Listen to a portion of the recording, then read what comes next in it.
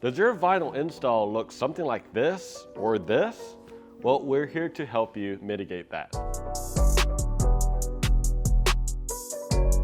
In this video, we wanted to go over 5 common mistakes that beginners make. These are things that we've made when we first started a while back, and some of the things that our customers have issues with since it's their first time installing color vinyl. So if you're thinking about wrapping your car, you want to stick around for all the common mistakes that we'll discuss today. Remember, click on the subscribe button. It'll allow us to make a lot more content like this. So the number one common issue that we find is not prepping your vehicle properly. And what I mean by that is, if you look at this car, it looks clean on the outside. It's not about what you can just see.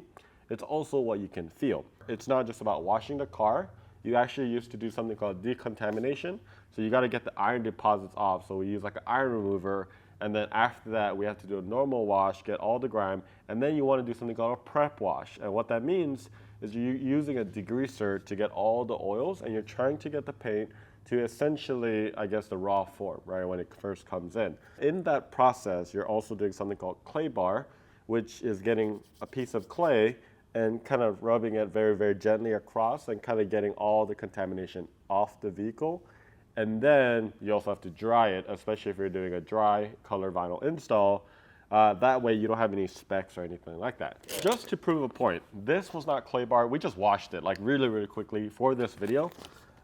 There was a little speck right here, and if I squeegee, look what happens right here. You see that little speck right there? These are the things that a clay bar will actually catch, so that when you do a wrap, it doesn't look like that. Sometimes, you know, damages on the paint might look something like this too, so keep that in mind. You can't fix every single chip, especially if it's like an older car, but I think you can fix like the bigger ones and stuff like that. For vinyl wrapping, you do go around the edges and you wrap around for a seamless install, right? When you look into things like here, look at that. I just literally touched it and there's grime. You want to make sure you get some microfiber and some alcohol and really clean the edges. So you want to make sure that every area pretty much is spotless before you get started. So some people heat too much, and too much is a thing because these vinyls are very, very good with heat. However, there is a limit to it. So for example, if you get this vinyl right here, we're just going to anchor it right here. And then we use some heat. Check this out.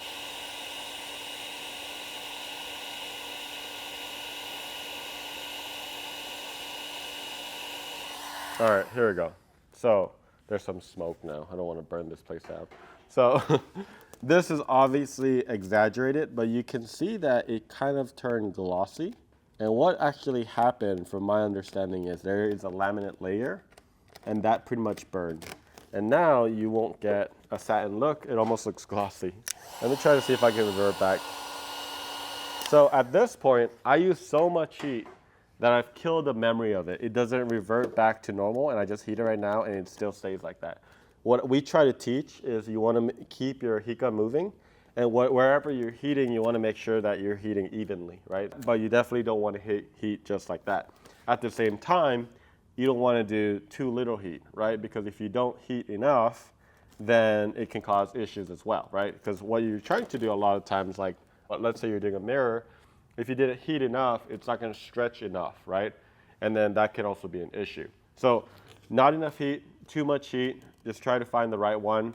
I would definitely practice a little bit more in your own free time as well. So another common issue that I think people have is stretching the vinyl too much.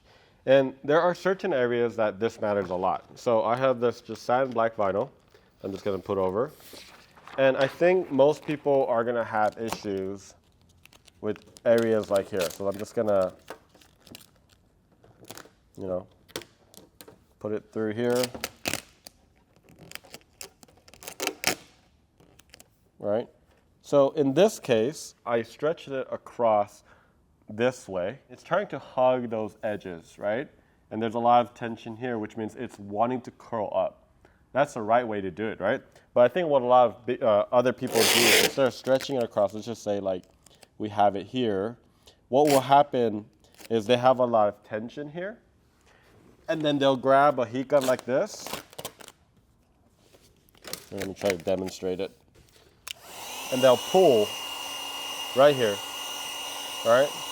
Well, they'll do this, and they'll pull, and then they'll do that, right? So the problem with that kind of stretching is the fact that when you pull this, what happens when you actually had heat? So the Florida heat comes up, the Tennessee heat comes up.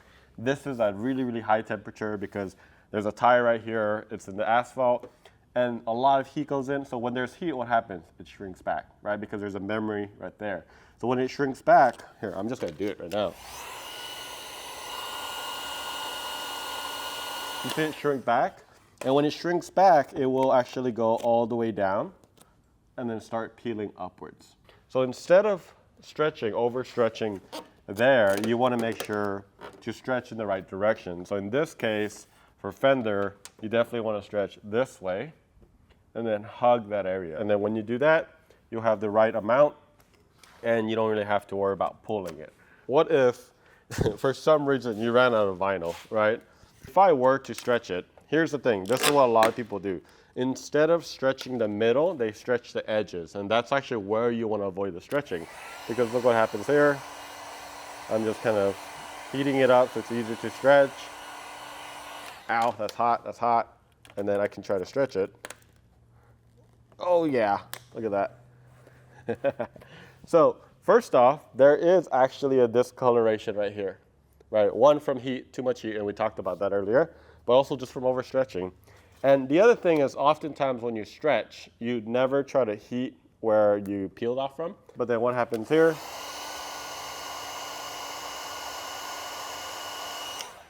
Look what's happening right here. Over time, it's literally gonna just crawl itself back to where it needs to be. So instead of stretching the edge, what you should do is you will wanna stretch. If this is your point A, you wanna stretch from here to here.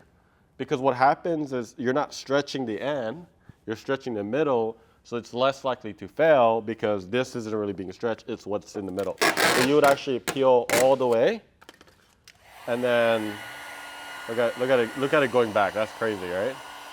And then heat that area, and then stretch the middle instead, and that's still a lot of stretch. Obviously this is aggressive. And then you would focus on getting that stretched out, just like that. And you can see there's less discoloration. There's still discoloration from the first stretch. And then when you actually heat it, you're less likely for it to pull back because you stretch not point A or point C, you actually stretch point B. So you can stretch it like that, but again, there is a limitation depending on the type of vinyl that you use. This is Avery Denizen vinyl, and I forget exactly the number, but it can stretch between 15 to like 30% roughly.